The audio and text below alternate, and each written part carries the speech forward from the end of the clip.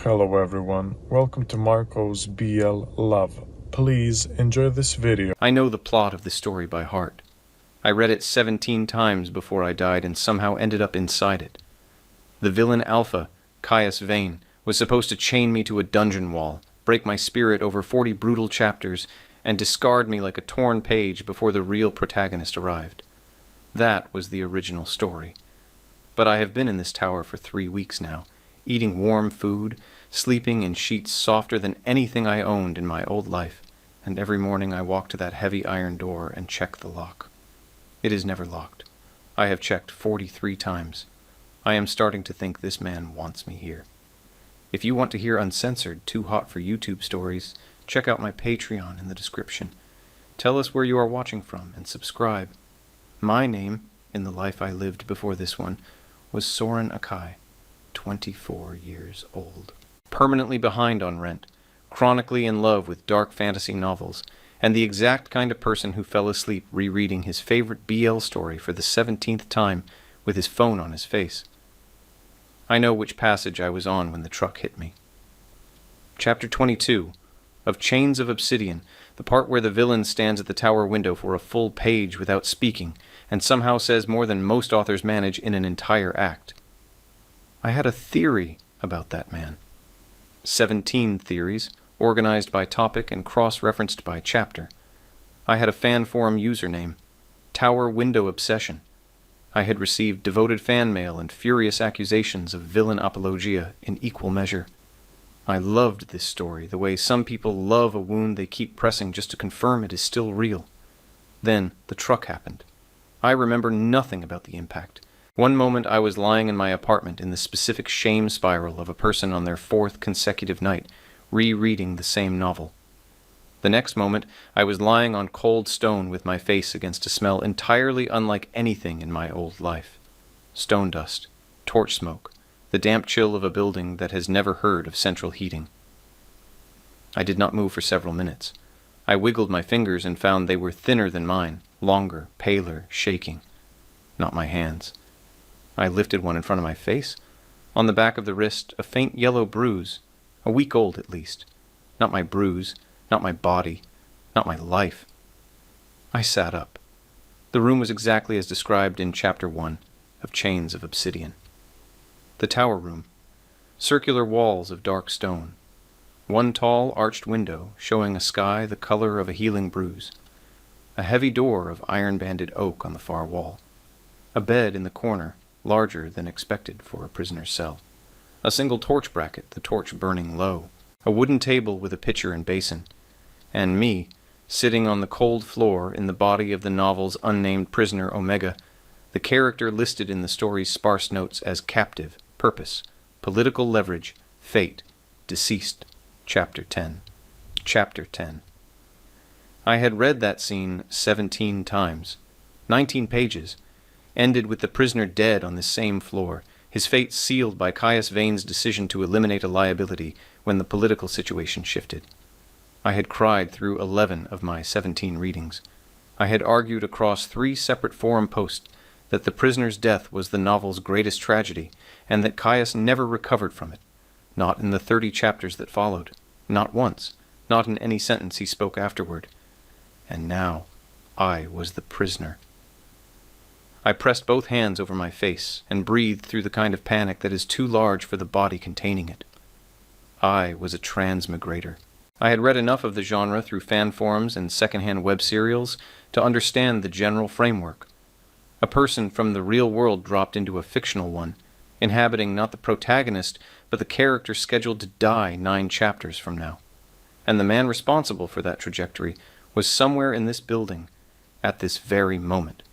Caius Vane, Grand Duke of the Northern Reaches, primary villain of Chains of Obsidian, black hair, gray eyes, an expression the author compared, at various points, to a sword resting in its scabbard, to a storm deciding whether to break, and once to the face of a man who has already made every decision that will destroy him, and is simply waiting for the consequences to arrive. He was going to walk through that door at some point, and I needed to be something other than the character the novel had written for this room. I spent the night reviewing everything I knew and building something loosely resembling a plan. In the original story, the prisoner was a minor noble's younger son, an omega of no particular political weight, captured as demonstration during a border conflict. In the story, the prisoner spent his days in growing terror, cataloging Caius's rare visits, waiting for a punishment that took strange and measured shapes. 3 visits in the first 2 weeks. Measured questions, no direct violence, just the gray gaze and the suffocating sense of calculations the prisoner could not follow. The prisoner was not equipped to follow them. That limitation was the mechanism that made Chapter 10 work. You understood why he had never been able to change anything. You grieved him for it. The door was always locked in the novel. The prisoner noted it obsessively. The handle does not move. 4 words, 3 times across 3 chapters. Not for stylistic effect, but for accumulative truth. The prisoner was not going anywhere, and the prisoner knew it, and the knowing was the instrument of their erosion. By the time the light through the arched window had gone from purple to pale gold, I had the outline of a strategy. It was vague. It depended on unknowns. It operated on the single principle that knowledge was the only leverage I possessed, and I needed to use it without revealing its source. I stood, discovered this body was shorter than mine, and carrying old injuries in the ribs and left shoulder that were still healing. I catalogued them practically. Then I walked to the door. I pressed my hand against the iron handle, applied steady downward pressure, waited for the resistance of a locked bolt. The handle depressed. The door swung open 4 inches before I caught it, my heart slamming into my ribs with a violence that felt like a second accident. I stood gripping the edge of the door and staring at the dark corridor beyond it. Empty. No audible footsteps. No guard. The door was not locked. I closed it, stood there, opened it again just to confirm. 4 inches of empty corridor. I closed it again, walked back to the bed, sat down. In the novel, the door was always locked. The prisoner had noted it in chapters 1, 2, and 4. The handle does not move. This handle moved. This was the first deviation from the established text of the story I was living in, and it was substantial. I decided not to leave. Not because I lacked the desire, and not because the corridor frightened me. I decided not to leave because I knew this world well enough to understand that walking out of the Grand Duke's fortress without a plan was not escape, but a prologue to a shorter death. The nearest settlement was 3 days on foot through a forest that had its own chapter of winter dangers. This body was injured and had not eaten. Leaving unprepared was not bravery. It was a faster route to the same Chapter 10 ending I was trying to avoid. I stayed, and I started paying attention to everything. Breakfast arrived 2 hours later, brought by a woman I recognized from Chapter 2 of the novel, the fortress housekeeper. Described in the text as neither cruel nor kind, simply efficient, moving through the villain's domain with the practiced neutrality of someone who made peace with their circumstances long ago. In the novel, she had brought the prisoner a bowl of something gray and flavorless. The prisoner had eaten it because hunger defeated pride every time. She set the tray on the wooden table without looking at me. The tray contained bread that was still steaming, fragrant with rosemary. A bowl of broth thick with visible meat and root vegetables. A small earthen cup of tea, real tea, the kind that smelled like something intentional. I stared at the tray. Then I ate everything, quickly and without pride, because I was a person who had died and been deposited into an unfamiliar body in a fictional world, and I needed it. When she came back to collect the empty tray, I said thank you. She paused for half a breath, so briefly it could have been imagined. Then she left. I noted the pause. That first day produced 3 deviations total from the novel's established text. The unlocked door, food substantially better than described, and no guard visits. In Chapter 1, a guard had entered the prisoner's room twice. No guard came today. I built a list and kept it running. Caius Vane came on the 3rd day. In the novel, his first visit happened on day 5. He arrived without announcement, stood in the doorway for a full paragraph, then entered and stood at the window, his back to the prisoner, his gray eyes on the pine forest below. 6 sentences, 4 of them questions. The prisoner answered 3 and refused the 4th. Caius left without expression, and the prisoner spent the following 3 pages unable to determine whether the encounter had been better or worse than anything they had imagined. This version came on day 3. The window detail was correct. I was sitting on the edge of the bed when the door opened without a knock, and I looked up, and nothing, absolutely nothing, had prepared me for the experience of seeing a person I had analyzed for 3 years walk through an actual door in actual 3-dimensional space. Reading about someone and receiving them with your senses are processed by entirely different mechanisms. He was taller than the number I had memorized, broader than the text suggested. His hair was the black of ink with no warmth hiding in it, cut short on the sides and longer on top, falling slightly across his forehead, exactly as the author had described in Chapter 6.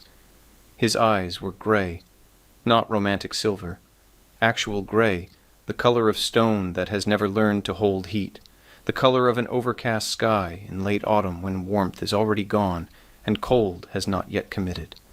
He looked at me for exactly 2 seconds. Then he looked at the window. This was in the novel. 2 seconds, then the window. The author had described those 2 seconds as the look of a general counting resources before a campaign. Not unkind, not cruel, simply analytical. I had written 12 paragraphs analyzing those 2 seconds on a fan forum at 1 a.m. He walked to the window. He stood there. The pine forest below was dark, and the afternoon sky was going amber at the edges. In the novel, he had spoken after approximately 1 paragraph of window silence. I counted the beats in my head. "You are not ill," he said. Not a question. He had a quality of delivering sentences that should grammatically require a rising inflection, without the rising inflection, as if he had already claimed ownership of the answer, and the sentence was simply a direction for you to send it. "You have eaten," he said. "Good." This was the first and second sentences of the novel exactly. I waited for the third. He turned from the window and looked at me again. Not the 2-second count this time. Longer. Something in it less inventory, and more the expression of a person encountering an element that does not match their calculation. "You are afraid," he said. In the novel, this was his 3rd sentence. After it, the prisoner said yes, quietly, because the prisoner was a character of limited interiority, defined primarily by fear and the author's need for a foil for Caius's severity. I was not that character. "You would know better than I would," I said. None of those words were in the novel. Something moved in his face. Small, requiring the attentiveness of someone who had spent 3 years studying this particular face in text form to detect at all. A slight shift in the quality of focus around the eyes. Not surprise, exactly. The chess player's expression when the opponent moves an unexpected piece. Genuine recalculation. "What does that mean?" he said. Still not a question. Still the direction for you to send the answer he had already claimed. "It means," I said, choosing each word the way you choose footing on uncertain ground, "that you have more information about my situation than I do. You put me here. You decided what this room would contain. You know what you want from me. A person who knows what is wanted from them has more capacity for steadiness than a person still waiting to find out." The silence that followed lasted long enough that I became aware of the torch burning behind me, its low sound and heat. "You are not what I was told," he said. This line was not in the novel. We were somewhere new now, unmapped, and I felt this with the particular mixture of exhilaration and controlled fear that comes with all genuinely unmapped territory. "What were you told?" I asked. He did not answer. He looked at the window again.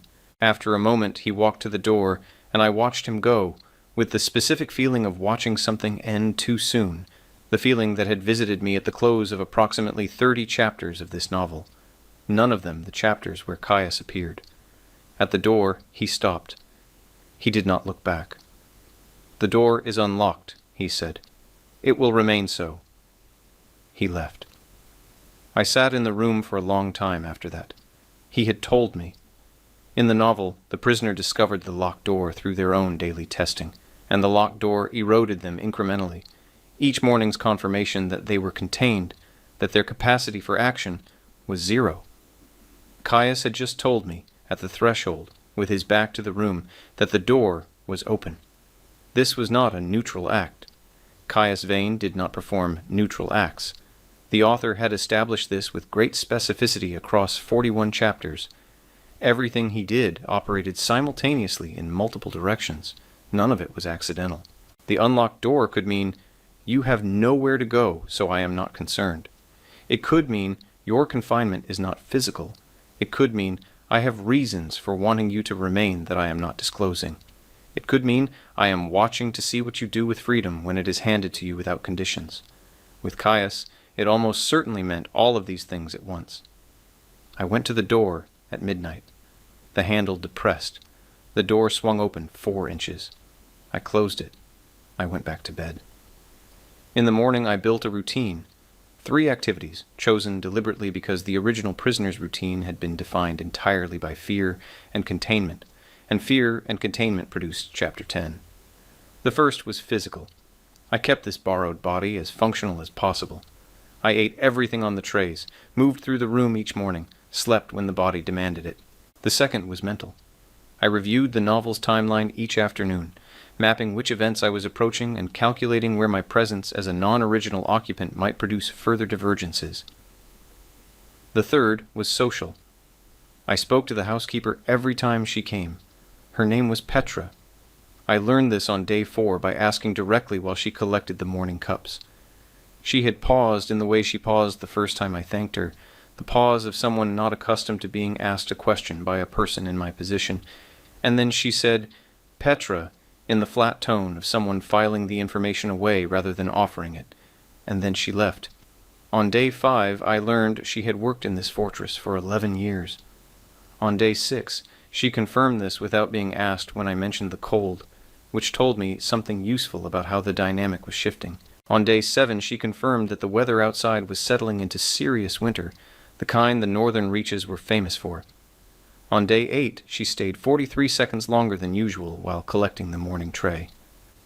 "You are not like the others," she said. I did not ask which others. I had a theory. The novel had made no reference to previous prisoners, but Caius had operated in this territory for 8 years in a political landscape where leverage was the primary currency and leverage implied history. Others was almost certainly accurate. What mattered more to me was what precedent those others had set for how a person in my position was expected to behave, a precedent I was apparently violating without having tried. "I am not like the person you expected me to be," I said. She left, and her leaving had a slightly different quality than all previous leavings. Less departure, more temporary absence. The significant deviation came that same evening, day 8, in the amber light of early winter dusk, when the door opened without a knock, and Caius entered and was not alone. The man with him I recognized from Chapter 7 of the novel. His name was Aldrich, steward of the northern reaches, the person who translated Caius's will into functional logistics, lean and pale with dark eyes that processed information at the pace of someone who reads situations before they speak. In the novel he had appeared in Chapter 7 to manage the aftermath of one of Caius's decisions, and again briefly in Chapter 12. He had never appeared alongside Caius in this room. He had never appeared in this room at all. They stood in the doorway together, and I had 4 seconds to look like someone who had been reading, rather than someone cataloging divergences from a text. I had actually been reading. Petra had brought me 3 days earlier without explanation a set of documents from somewhere in the fortress's administrative stores, dense texts, land surveys, and resource assessments in the northern administrative notation. I could read them because whatever linguistic memories had transferred with this body included a broader education than the original prisoner had ever been assigned in the novel. I had been reading them because information was my only leverage, and information existed in unexpected places if you were willing to receive it. Caius looked at the documents in my hands, then at my face, then at the documents again. "You can read the land surveys," he said. "Yes," I said. "Where did you learn administrative notation of the northern style?" I had not anticipated this question. The original prisoner had no noted scholarly background. I needed a plausible answer immediately. "My father's estate steward," I said. "I spent time in the administrative wing as a child. There was little else to occupy me there." Aldrich made a small sound I could not yet read. Caius looked at me with what I had come to recognize as his reading expression, longer than the counting look and containing a different quality of attention. "You find the surveys interesting," he said. "I find the discrepancies interesting," I said. Both of them went still. Not dramatically. The specific stillness that moves through a room when something unexpected has been said by someone not expected to say anything of consequence. I made the decision fully in the moment of saying it. I had been reading those surveys for 3 days, and I had also spent 3 years reading the chapters of Chains of Obsidian where the author had dropped, with her genius for hiding crucial world-building inside texture, references to the economic destabilization of the northern reaches, the manipulation of border territories, the deliberate methodical bleeding of a domain's resources through its own administrative records, slow enough to look like clerical drift, sustained enough to eventually hollow out the territory from within. The novel positioned it as background information. I had understood from my second reading that it was the actual structural threat to everything, and those same patterns were in the surveys Petra had brought me. Caius Vane was not simply a villain holding a prisoner in a tower. He was fighting a war on administrative fronts his enemies did not recognize as battlefields, and someone was conducting a counter-operation against him using those same methods, patiently, for long enough to have built a pattern visible to anyone who knew where to look. I knew where to look because I had read his story 17 times. "The grain measurements," I said. 3 consecutive years of underreporting in the eastern settlements. The same pattern across 3 years. Someone is managing the discrepancy deliberately. That is not clerical error. The silence that followed had a specific quality. 2 people recalculating simultaneously. Aldrich turned and looked at Caius. The look contained information I did not have full context to read, but its shape was recognizable. It was the look of someone whose long-held suspicion has just been named aloud by a source they did not expect.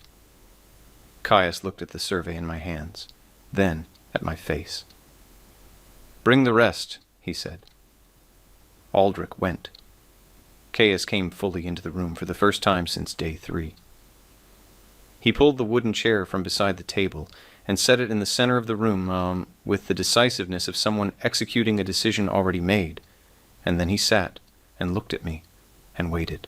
I held the survey and experienced the specific sensation of being a person who has theorized extensively about a fictional man and is now sitting 6 feet from the physical reality of him, and discovering that reality has properties theory does not. The way he occupied space, the absolute quality of his stillness, not the suppression of movement, but the natural state of someone for whom movement is a deliberate choice rather than a default. He smelled of pine resin and cold air, and something underneath both that this body's Omegaverse biology registered with an attention I filed immediately and firmly under. Not relevant, not a direction we are going. Do not think about this. "What else?" he said. 2 words. "Continue." I continued. I told him about the grain, about the specific eastern settlement names, and their geographic distribution, and what that suggested about the operation's scope, about the 3-year pattern and what it implied about timing relative to larger political events I framed as general knowledge of recent territorial history. I told him carefully, offering enough to demonstrate what I could see, without revealing that the source of my knowledge was 17 readings of a novel he did not know he was living in. He listened without interrupting. The author had described this quality in Chapter 9 as the listening of someone who understands that interrupting is a waste of information.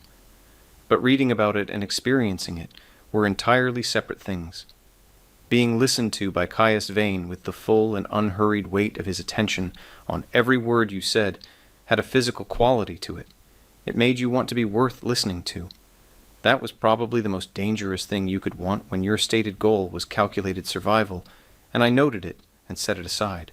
Aldrich returned with a wooden box of further documents and stationed himself near the door.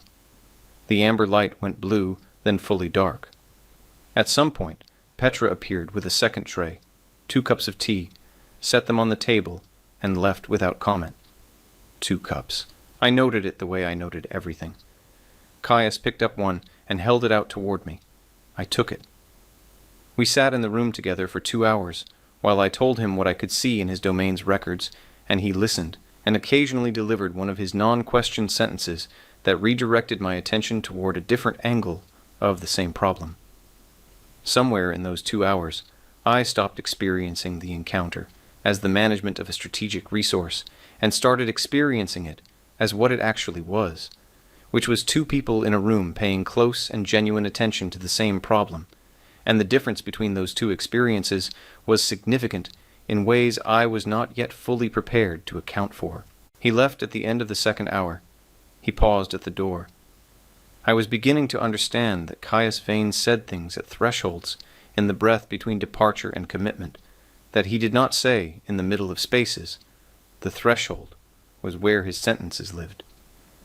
"The discrepancies," he said, his back to the room. "You were correct about the timing.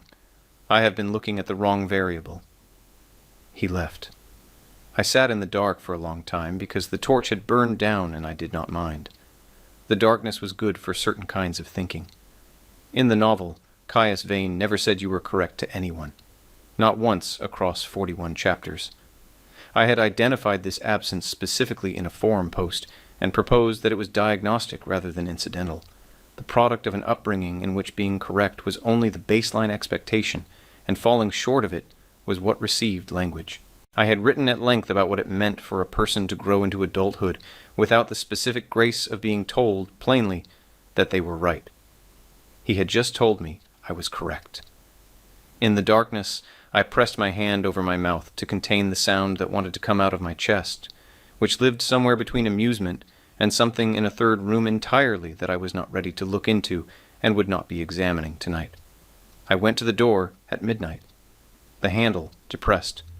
The door swung open 4 inches. I closed it. 43 checks across 3 weeks, not once locked. In the morning, Aldrich came with the document box.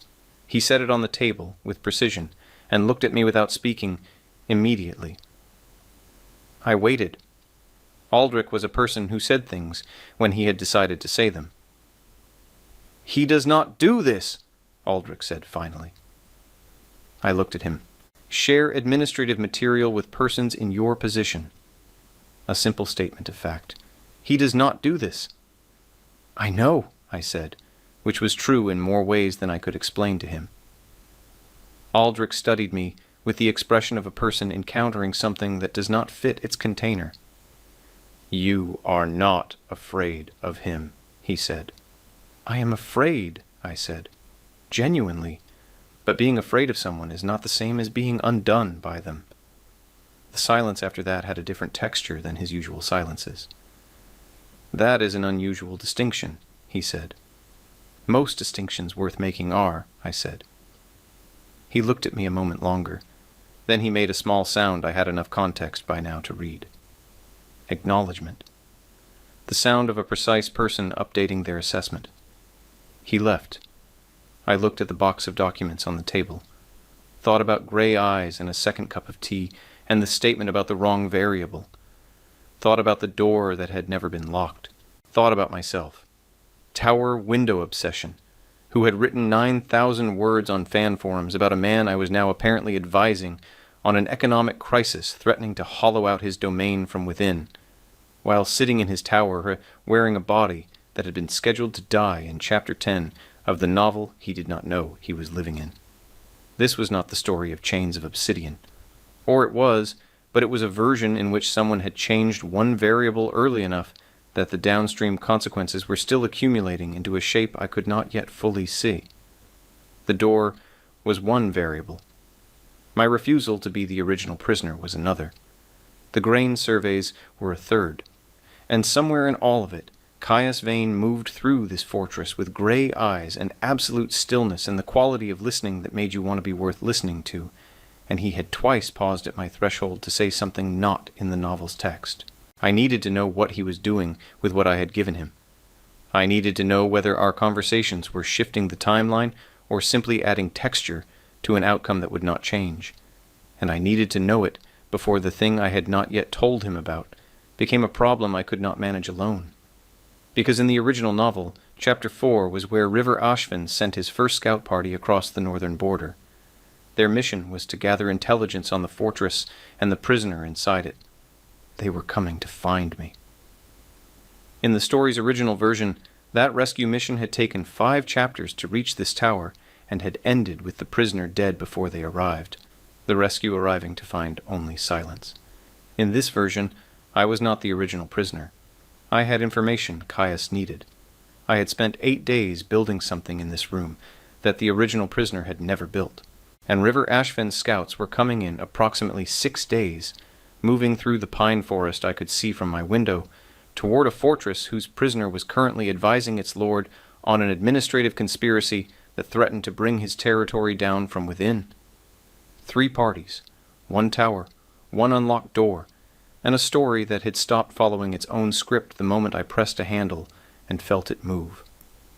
I opened the box, pulled out the first document, began reading. Outside, the winter dark pressed against the arched window. The torch burned. The northern reaches held their cold. And somewhere in this fortress, a man with black hair and gray eyes was following the variable I had identified toward a conclusion whose shape I did not yet know, and the distance between what I knew about him from a novel and what he actually was in the specific texture of reality was narrowing every day, and that was either the most useful thing happening to me or the most dangerous, and I suspected, with the particular intuition of a person who had loved a story too long and too well, that it was both at once. The document box became a fixed feature of the room. Aldrich brought a second one on day 10, and a third on day 11, each arriving with the brisk neutrality of a man fulfilling a logistical function, though I had learned enough about Aldrich by now to understand that everything he did was a choice, assembled in advance and executed precisely. He did not explain the boxes. He did not ask how I was using what was in them. He set them on the table and left, and I understood from the quality of his departures that he was satisfied with what he observed when he arrived. Caius came every evening. This was the most significant deviation from the novel, and also the one I had the least capacity to think about dispassionately. In the original text, he had visited the prisoner's room 3 times across the first 2 weeks. Here, we were on day 11, and he had come every single evening since day 8, arriving without announcement, staying for 1 to 2 hours, leaving with his threshold sentence. The sentences varied. Some continued the analysis from where we had stopped. Some arrived before the door had fully opened. Once, and this was the one I turned over most often in the long hours after his departure, he had paused at the threshold and said nothing at all, standing with one hand on the frame before leaving, as if the sentence had been there, and he had decided not to give it to the air yet. I was working through the document boxes with the focused methodology of someone who knows what they are looking for and does not want to find it by accident. The grain discrepancy was a symptom. The actual mechanism behind it had to be visible somewhere in the administrative record if you knew the right pattern, and I knew exactly which pattern because the novel's author had hidden the explanation in Chapter 16, in a scene where Caius receives a letter and sits absolutely still for 2 pages reading it, and the reader understands from his stillness that it is the worst possible thing. I had written a forum post about that chapter. 14 paragraphs proposing that the letter contained proof of an Eastern consortium systematically redirecting grain revenue to a Southern noble house, the same house that had engineered the border conflict in which the original prisoner was captured. 2 arms of the same operation. The prisoner taken as distraction to keep Caius occupied while the slower wound continued bleeding. In the novel, Caius figured all of this out in Chapter 16, 3 chapters after the prisoner died. I was on day 11. On day 12, I found the connection. It was buried in a water rights assessment from the 3rd fiscal year, 300 pages into the 3rd box, a notation so minor it occupied 2 lines of an administrative appendix. A third-party holding company registered in the Southern Territory receiving water usage rights in exchange for irrigation infrastructure that, when I checked the first box, had never been built, payment processed, infrastructure never delivered, notation buried under 300 pages of legitimate text. The holding company's registration code matched a secondary notation from the first box in a different fiscal category entirely. Neither connection was visible to anyone looking at only one box at a time. I sat very still with the two documents side by side on the table. In the novel, this connection was revealed through the letter in Chapter 16. In this version, I was sitting in the tower room on day 12, holding the two pieces of paper that were that letter's source material. Caius had the symptom. I had the cause. There was also a third consideration I had been putting carefully to the side for 4 days and could no longer ignore. River Ashfen's scouts were coming in approximately 2 days. In the original novel, River Ashfen was the protagonist but not a simple hero.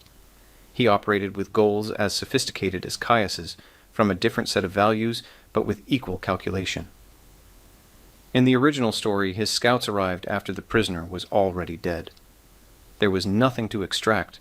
In this version, the prisoner was alive, sitting at a table 2 floors up, reading water rights assessments, and thinking about what happens when a rescue arrives for someone who has not been locked in.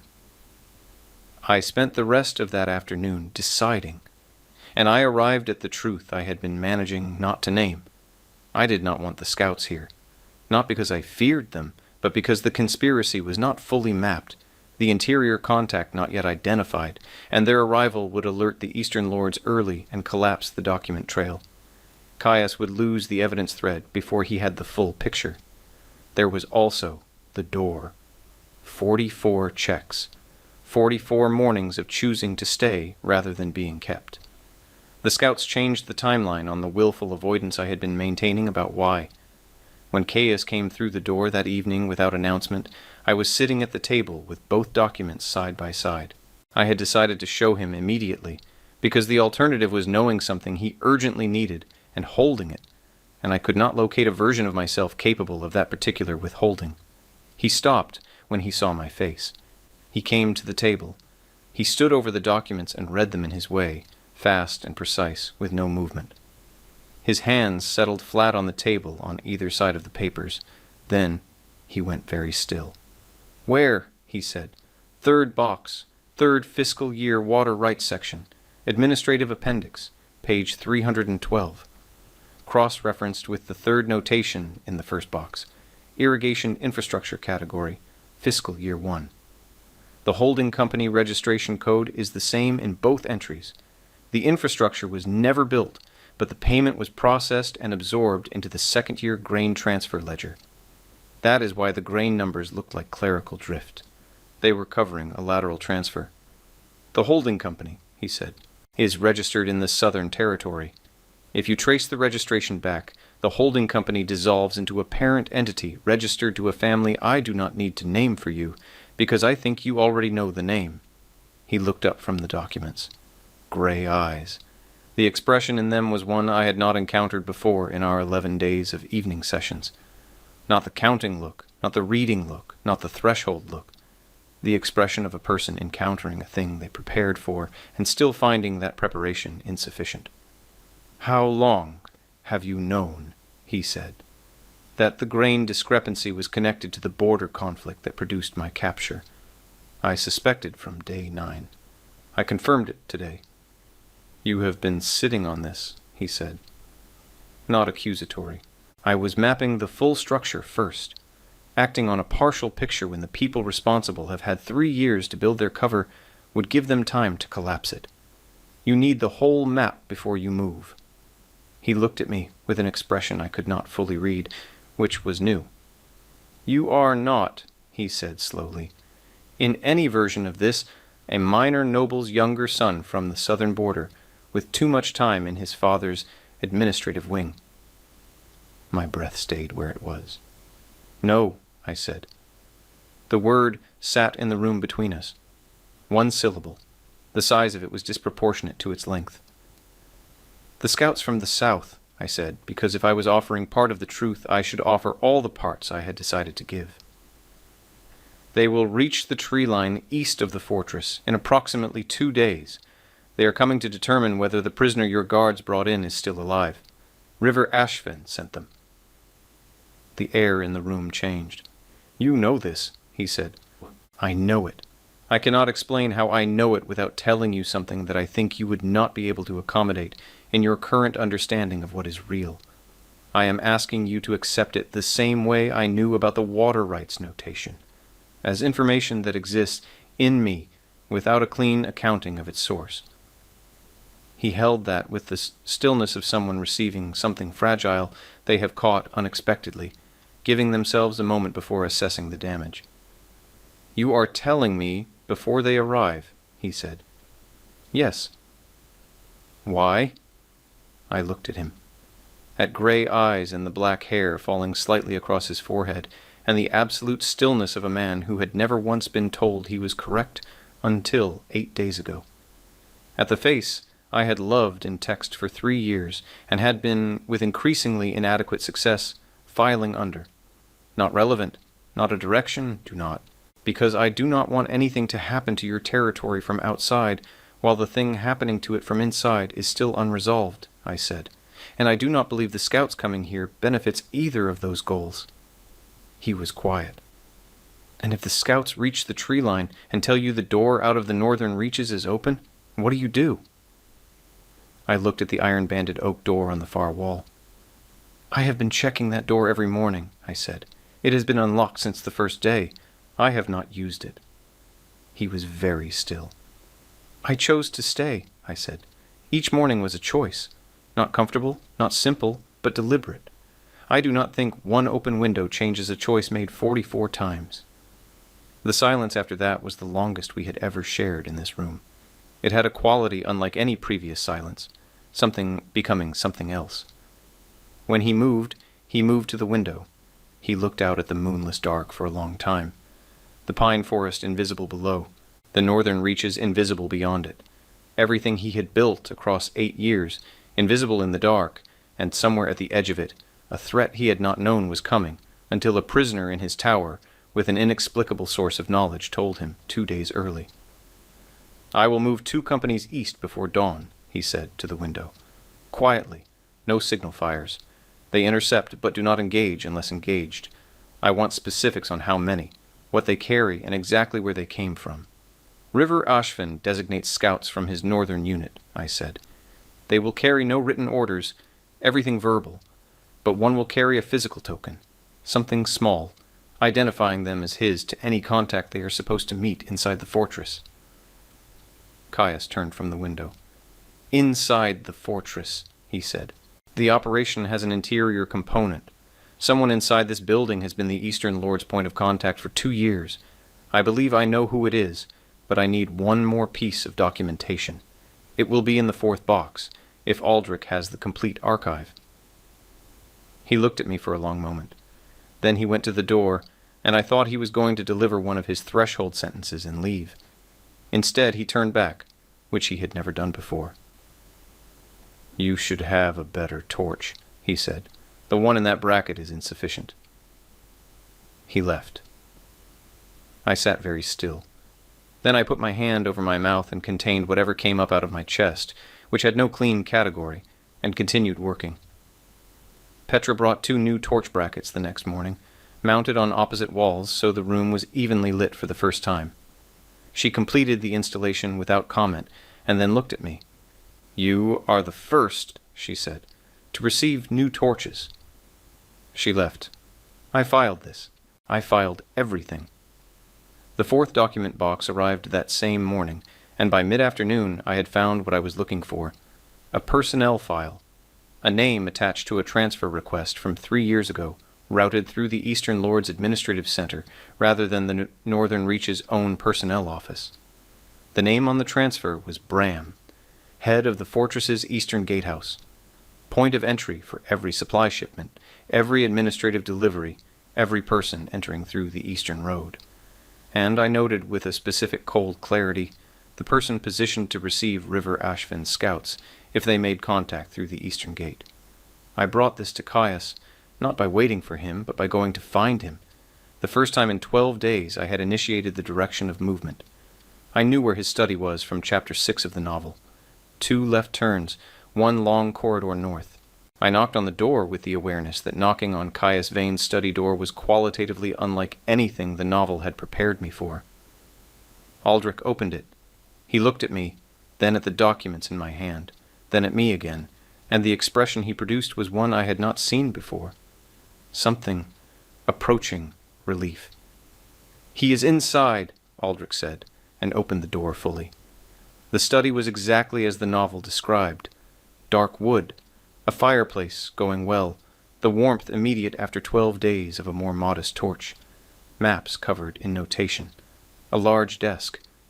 Caius was standing at the maps with one finger on a point in the Eastern Territory. He turned when I entered. He looked at me, then at the documents. "Bram," I said. "Eastern Gatehouse. 3-year personnel irregularity routed through the consortium's administrative center.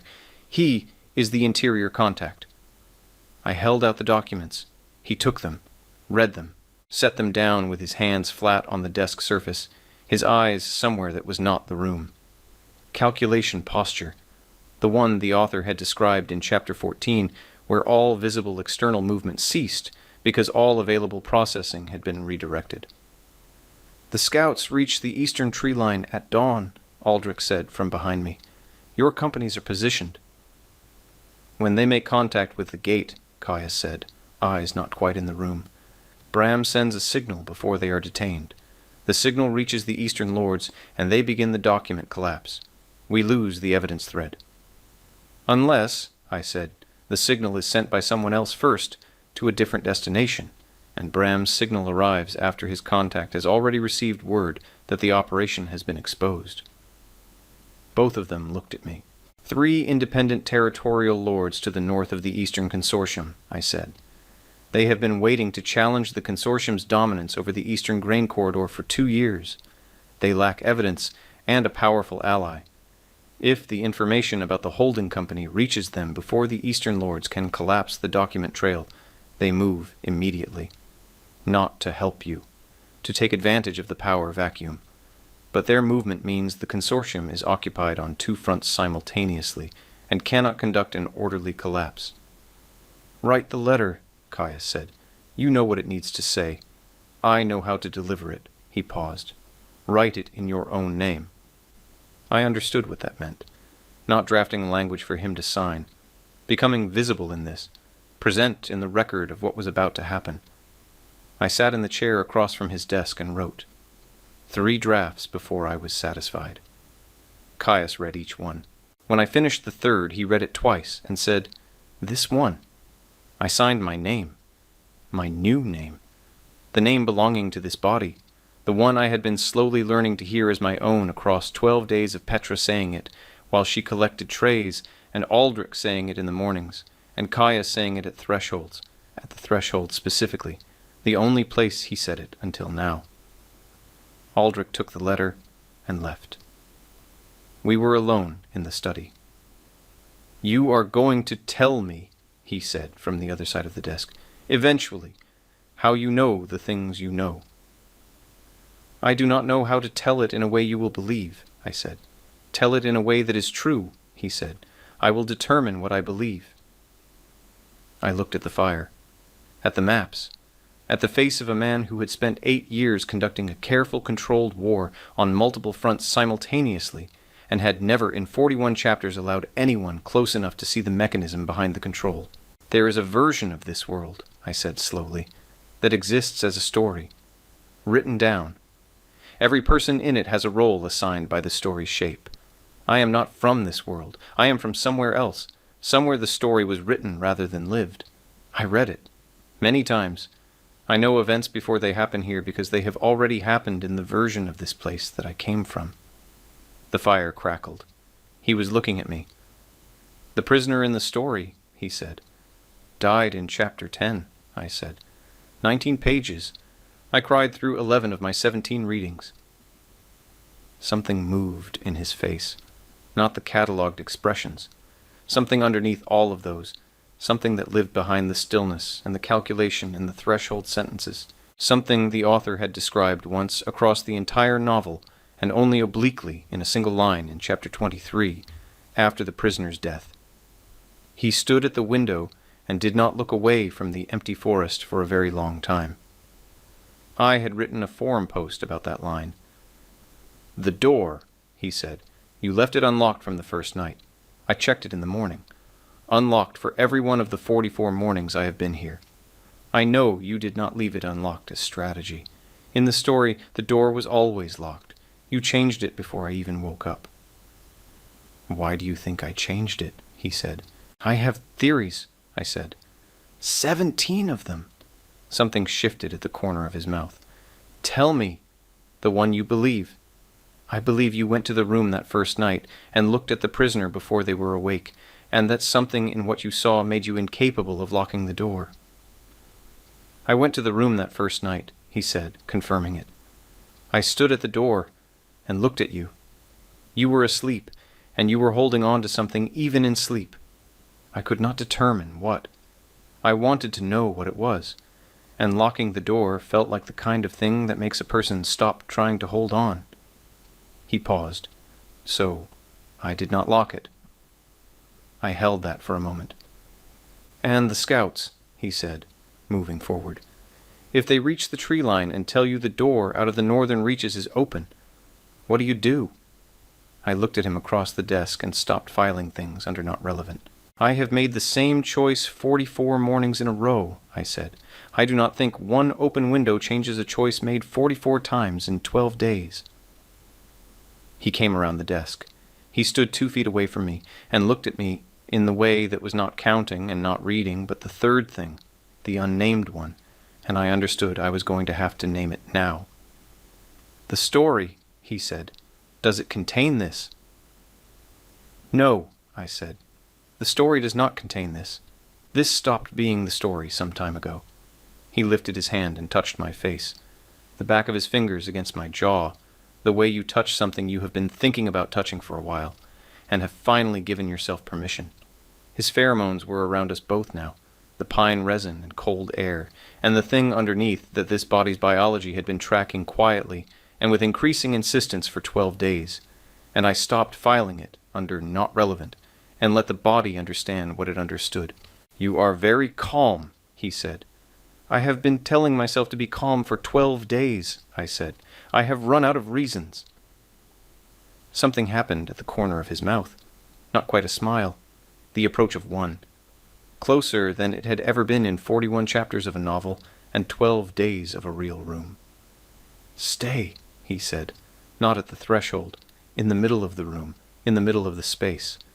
The threshold was where his sentences lived, and he had sent this one from the center, which was harder, and he knew it was harder, and he said it anyway. "Not as the prisoner," I said. "No," he said. "Not as the administrative resource with inexplicable knowledge of your domain's problems," I said.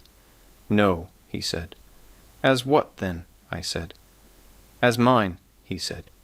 The word moved through the air and settled. The simplest and most complete sentence he had ever said from the middle of a space. I understood what it cost him to say it without the frame of the door to hold it. I kissed him first.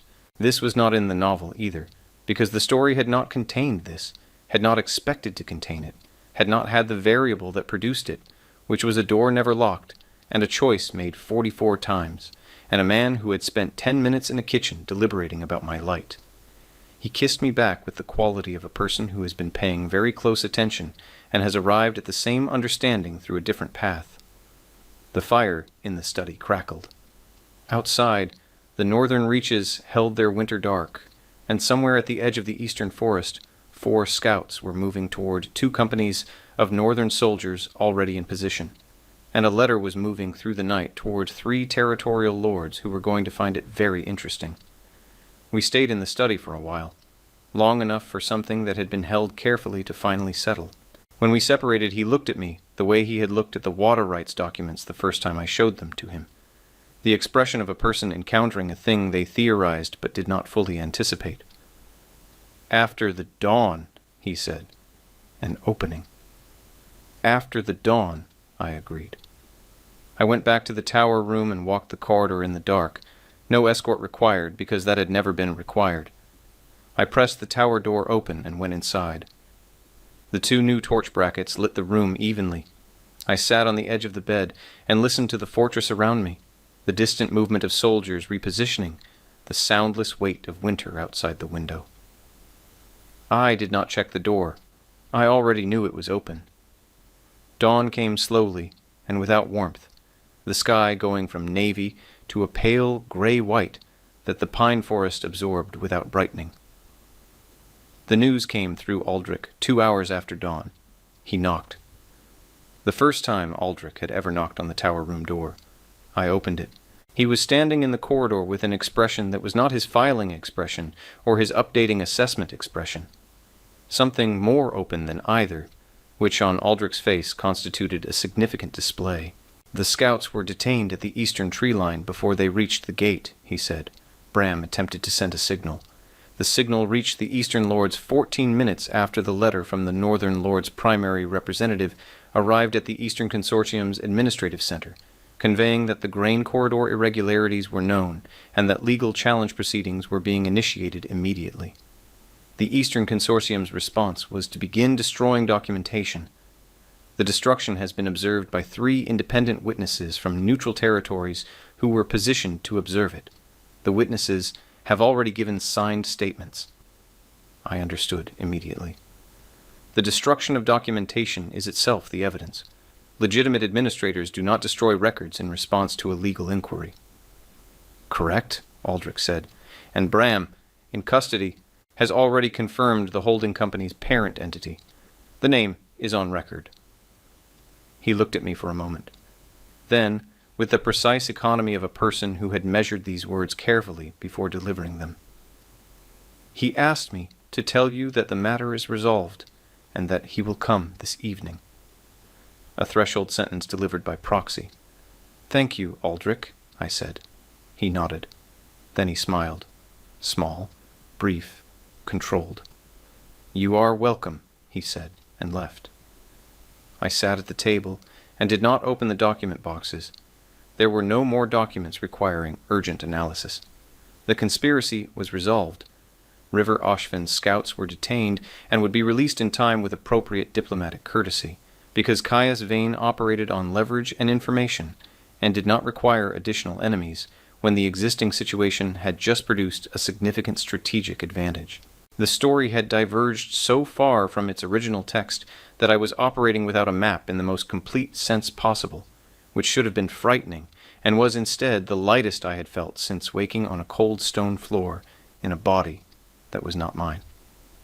Petra brought lunch. Before she turned to leave, she paused with the expression that was, for Petra, quite loud. The second torch bracket, I said. Thank you for installing it. She paused. He asked for it the night of day 8. He sat with me in the kitchen for 10 minutes, deciding whether a second bracket was warranted or a single, better quality torch was sufficient. She met my eyes. He had never sat in my kitchen for 10 minutes, deciding anything about the tower room before. She left. I sat with my lunch and the 2 torch brackets and the unlocked door and the 10 minutes in the kitchen, and I held all of it together without filing any of it away, and I let myself name the shape of it, and I did not move it. He came in the evening.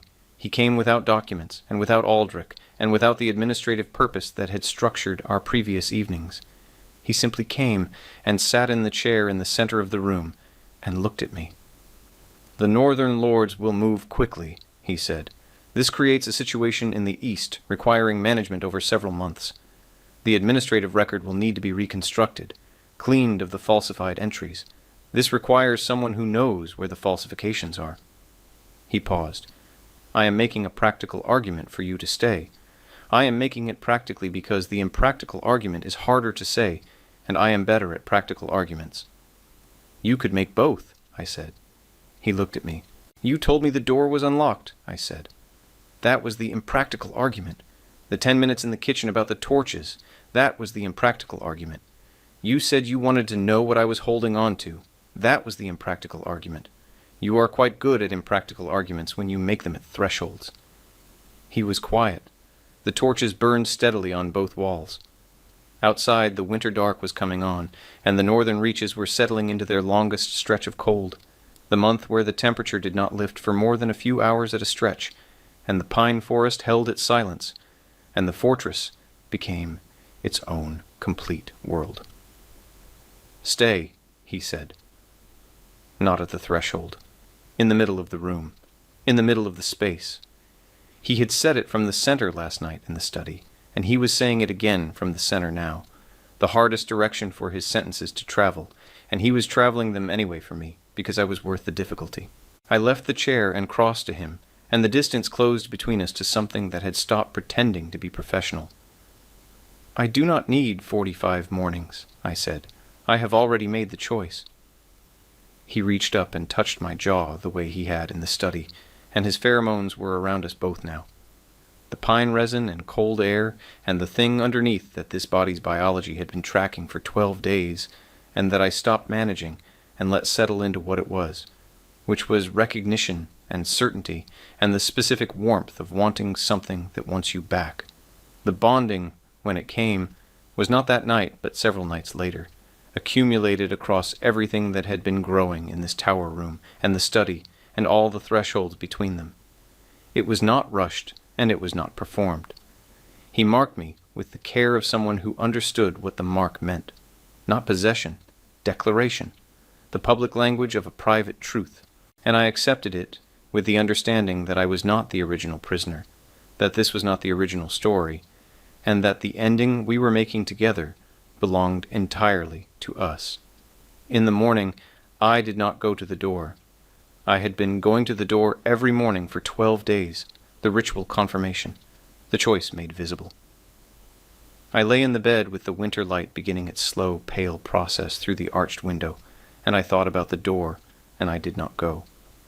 Not because I could not because it was locked. Because it was not locked, I knew it was not locked. That was one of the things in the world I was most certain about. I did not go because I had already made the choice so many times that the morning check had become habit rather than confirmation, and I no longer needed the habit. The choice was made. It was a different kind of staying from the first morning, where I had stayed because leaving was impractical. It was staying the way you stay in something you have chosen with both hands. Caius was already awake. He was at the window in the way that was his way, looking at the pine forest and the mountains and the northern reaches in their winter, the black hair in the morning light, the stillness that was not suppression of movement, but his natural state. I came and stood beside him. Below us the fortress was waking. Distant voices, the smell of something cooking, which would be Petra with the morning's work. Beyond the walls the pine forest held its silence. Beyond the forest, the eastern territory where the northern lords were moving, where documents were already destroyed and therefore already damning, where the 3-year operation was being mapped and named, and the people responsible were being held accountable by their own actions rather than by anyone's hand.